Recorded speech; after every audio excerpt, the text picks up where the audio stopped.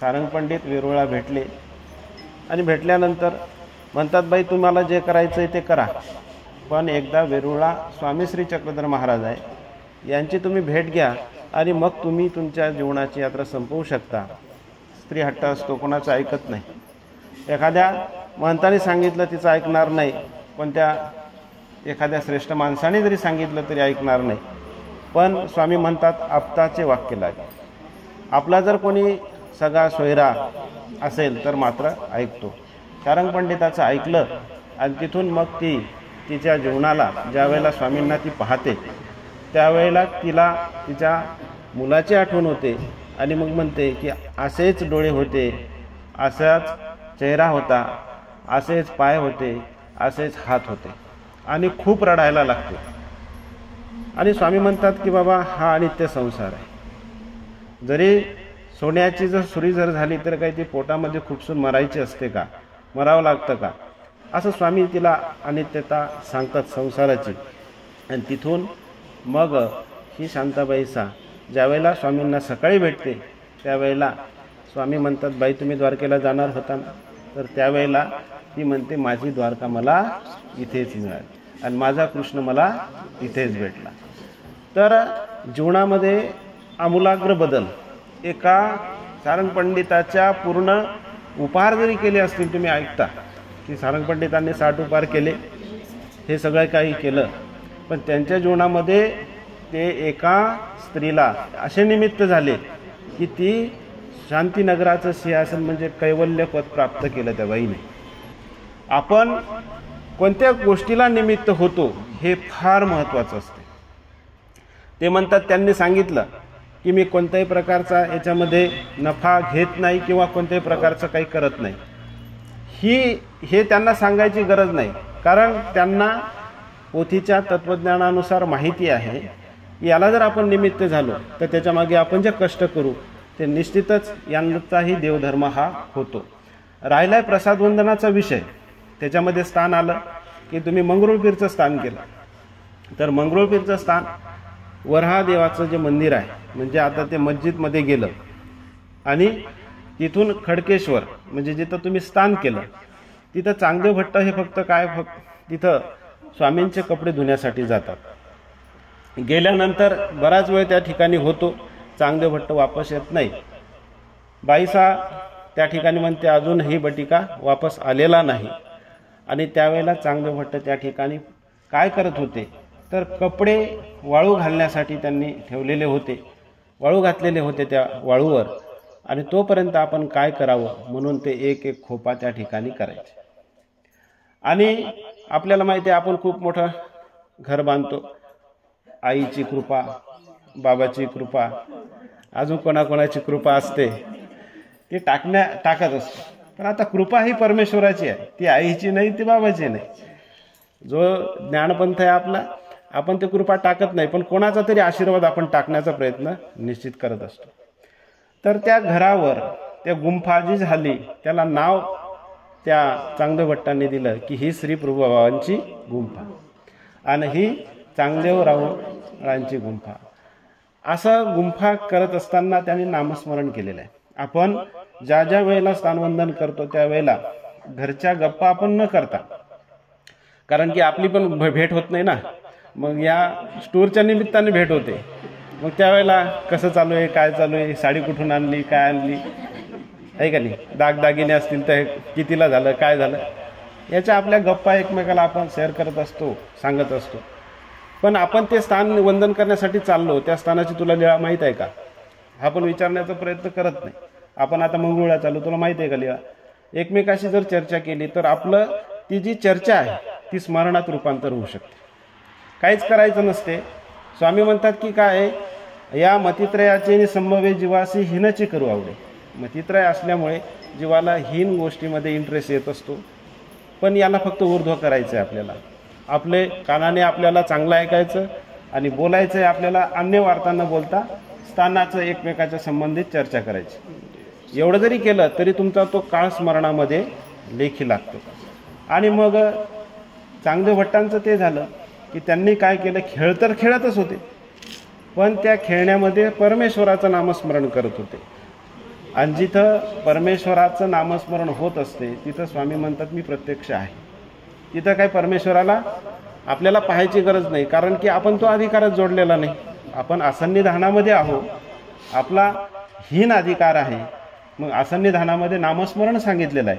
नामस्मरण करत असल्यामुळे चांगले वट्ट ज्या वेळेला नामाचे 10 ठाय आपण सूत्रपाठामध्ये वाचतो. जैसे मंगरुळी श्री चांगदेव भट्टी नाम उच्चारले आणि देवपाशी आला. स्वामी श्री चक्रधर महाराज जवळ त्या ठिकाणी चांगदेव भट्टाच्या मागे येऊन उभे राहिले. ते स्मरणामध्ये किंवा त्या खेळामध्ये इतके गुंतून गेलेले होते, मागं लक्ष नाही. पण स्वामींचे ज्या वेळेला सावली पडते त्यावेळेला ते पाहतात तर स्वामी त्या ठिकाणी आलेले आहे. परमेश्वर आपल्या जवळ करण्याचं एक उत्तम साधन कोणतं असेल तर ते नामस्मरण आहे.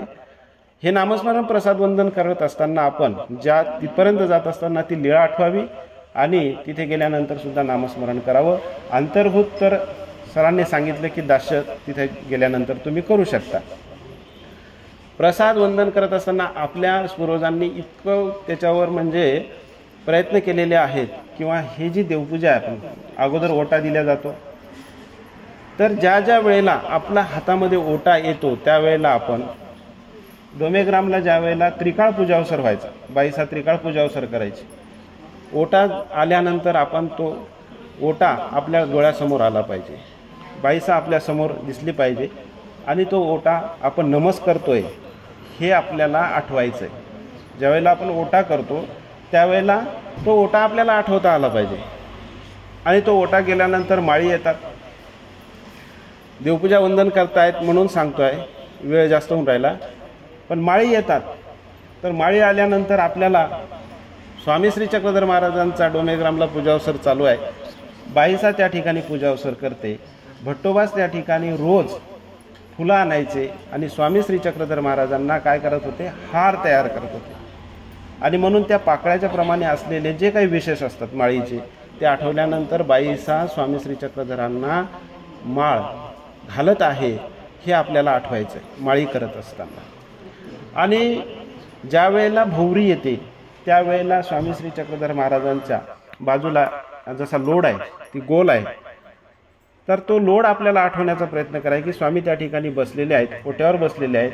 बाईसा त्या ठिकाणी फुलार वगैरे अर्पण करते आणि स्वामींच्या बाजूला त्यावेळेस लोड नव्हता पण उशा होत्या गोल, तर त्या आठवण्याचा प्रयत्न आपण केला पाहिजे. त्यानंतर भोवरी गेल्यानंतर आपण खांब आठवतो, खांब दिल्या जातात.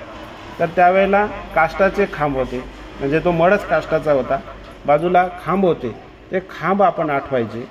तदनंतर आपल्याला क्षेवण त्याच्यामध्ये विशेष असतो क्षेवणाचा, तर त्या पद्धतीनं तो लोड आणि त्याच्यानंतर एक पान असतं, तो पानाचा आकार असतो. तर त्यावेळेला ज्या वेळेला जसं जसं आपण जवळ जातो, म्हणजे त्या राजमठामध्ये जसं जसं जवळ जातो तसं तसं आपल्याला एक एक गोष्ट जी आहे ती आपण कोणत्याही मध्ये गेल्यानंतर आपल्याला ते जवळ गेल्यानंतर दिसत असते, बारीकसुद्धा दिसत असते. तर त्या हारांमध्ये पानं राहायचे, ते पानं आपल्याला आठवता आले पाहिजे. किंवा बाईसा प्रतिदिनी स्वामी श्री चक्रधर महाराजांना पानविडा द्यायची, तर तो पानविडा आपल्याला आठवता आला पाहिजे. तदनंतर वस्त्रप्रसाद, आणि वस्त्रप्रसाद ज्या वेळेला येतो आपल्या हातात त्यावेळेला स्वामी श्री चक्रधर महाराजांना ज्या वेळेला त्या ठिकाणी वस्त्र स्वामींचे राहायचे, मग एक सुडा असेल, पासोडी असेल, आपण त्याला उपरणं म्हणतो, हे स्वामींच्या अंगावर ते वस्त्र राहायचे, ते वस्त्र आपण आठवण्याचा प्रयत्न करायचा. तदनंतर जी माचुळी येते, तर ती माचुळी आल्यानंतर ते माचुळीचा जो ओटा आहे तो ओटा असा जर वर केला तर एक सिंहासन तयार होत असते. तर स्वामी सिंहासनावर बसलेले आहेत आणि आपल्याला पूर्ण सिंहासन दिसतंय, बाईसा त्या ठिकाणी पूजन करते आहे. तर अशा पद्धतीनं ज्या वेळेला पूर्ण झाल्यानंतर देवपूजा मूर्त येते, तर स्वामींची मूर्त आपल्याला त्या सिंहासनावर दिसली पाहिजे. हे भावना आपल्याला करायची. आणि ही भावना करत असताना आपण हे प्रसाद सेवेतो काय होय, ही जी आपली प्रसाद सेवा आहे, तर ही प्रसाद सेवा निश्चित आठवण्याचा प्रयत्न या प्रसाद वंदनाच्या निमित्ताने आपण जर केला तर निश्चितच आपल्याला त्याच्यापासून दुना लाभ आपल्याला प्राप्त होऊ शकतो. आणि मग बाकीचे जे काय आहे प्रसाद सेवेतो पुरुष धर्मी दक्ष ईश्वरार्थूप जे अविधी पर्याय विघ्ना उपशांती वय, विधी सबीज वय दैव साह्यते करी अविधी अनिष्टाचा नाश करी तामस काळी सत्वय गेले सत्वय आहे का नाही आणि काय सन्निधान देवायची बुद्धी उपजे। तर अशा पद्धतीनं तुम्हाला प्रसाद सेवा करताना ह्या सगळ्या गोष्टी आठवाव्या आणि तुम्हाला असंच प्रसाद वंदन प्रत्येक वर्षाला एका भागातलं घडावं आणि जेवढे स्थान असतील तेवढे स्थान आपण करावे। यावर्षी 2 गाड्या आहेत, पुढच्या वर्षी 3 गाड्या वाढल्या पाहिजे आणि सगळ्यात महत्त्वाचं एक लक्षात ठेवायचं, यांनी जे सांगितलं ते ऐकायचं आणि ते प्रयत्न करायचं। बाकी वर्षभर यांचं ऐकू नका, पण जेवढं चालू आहे टूर तोपर्यंत ऐकण्याचा प्रयत्न करा, निश्चित दोघांचाही फायदा होईल। एवढंच बोलू मी या ठिकाणी।